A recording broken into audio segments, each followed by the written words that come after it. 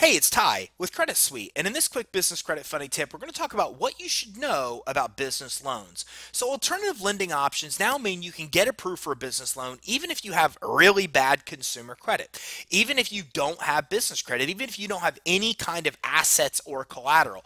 If you're just starting a business, you're still able to get alternative financing. If you don't have tax returns, or if your bank statements aren't good, or if your tax returns aren't good, you could still get approved. Even if you have limited or no cash flow, the great news is you could still get approved for business financing. The reason for this is that these type of alternative lenders are only looking at one strength. As long as you have either cash flow, credit, or collateral, you're still able to get approved even if you don't have the other two strengths that you need to get approved at a conventional bank. And if you don't have cash flow, credit, or collateral, you can still follow the tips to build your business credit. So make sure you visit creditsuite.com/tips for the 4-step guide on building your business credit.